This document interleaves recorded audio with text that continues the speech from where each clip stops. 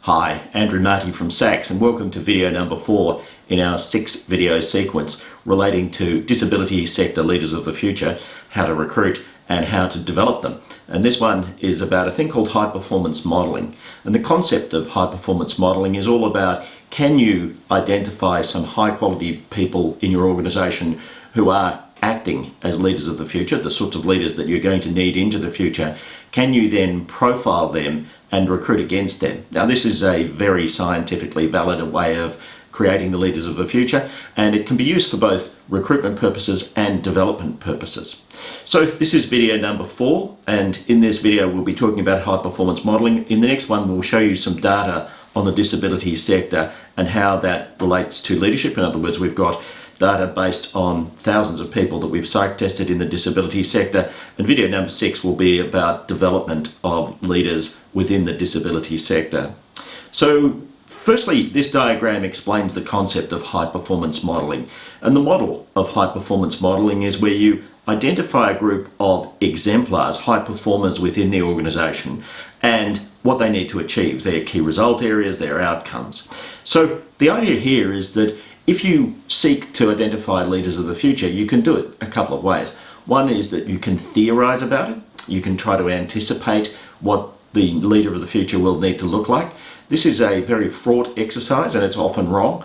You can also borrow from the world of research and identify characteristics that are typically known to apply to leaders, and that's a good idea, and certainly we help organisations to do that all the time.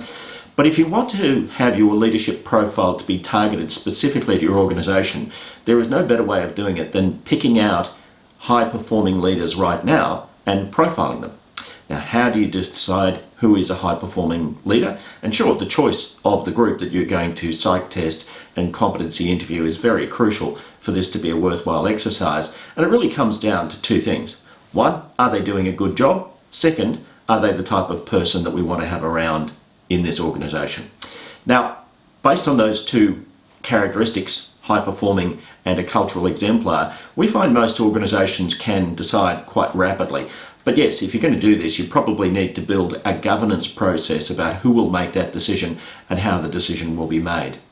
So once you've identified these high performing leaders, then you're going to do 2 things. One is that you're going to psych test them to see what psychological characteristics they have in common, and most of the time you will also want to behaviourally interview them. And so what we do is that we undertake a competency interview. We look for the skills, the knowledge, the values and attitudes that these high performers have, and out of all of that you distill what's called a high performance model.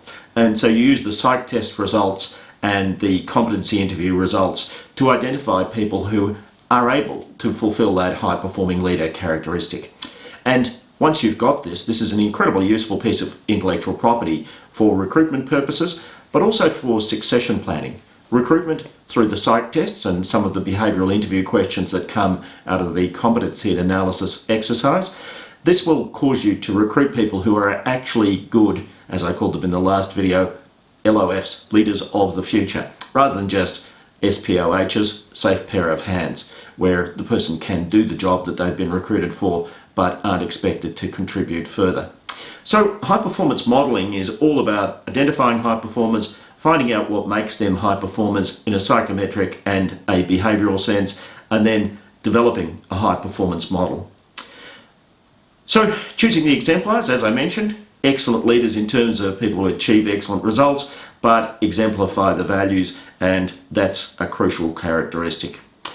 The things that you might assess in such an exercise, well, you'll want to assess their cognitive ability, how smart they are. You want to assess their personality. You'll also want to assess, as part of the exercise here, their value set to understand that they are a values match for the organisation.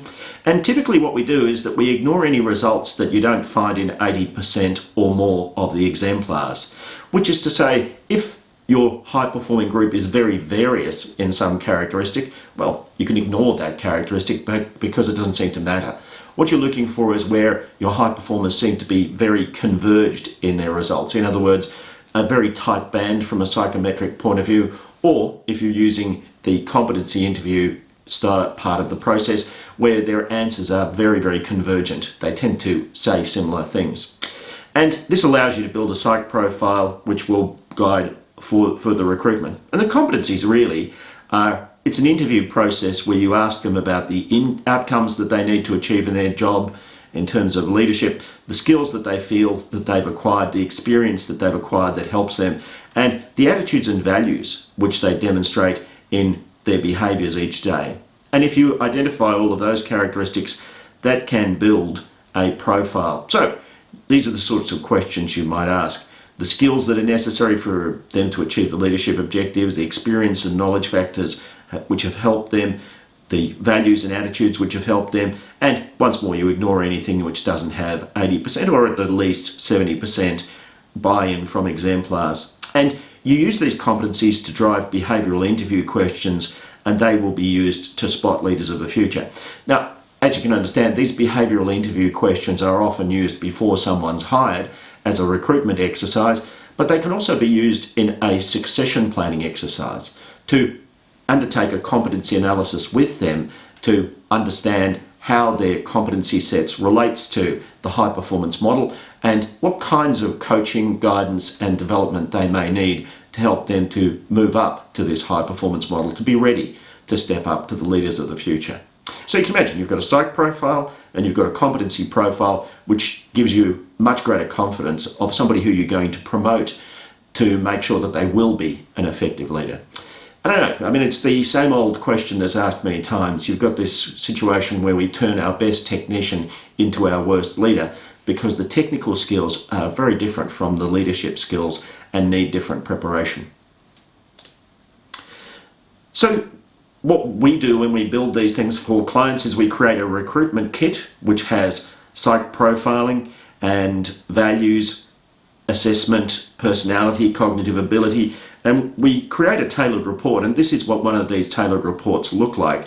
And so you can see this diagram here gives a description of what we're looking for for a particular client, and the green ticks and the red crosses indicate whether the person meets the profile in each of these specific areas, these specific characteristics which have been identified as being typical of high-performing leaders. Now you see that this person's got a big red cross which suggests that they haven't met the 70 to 80% cut score that we've agreed with the client, and so that balance of positives and negatives is not strong enough to get them a big green tick. Now you can understand a big green tick or a big red cross makes it easy for a recruiter to understand whether a person is likely to have the characteristics to get them into that select group of being the leaders of the future. So it's a powerful, scientific and simple way of identifying leaders of the future. So that's the concept of high performance modelling, and what we'll be doing in the next video is to take you through some disability sector profiles.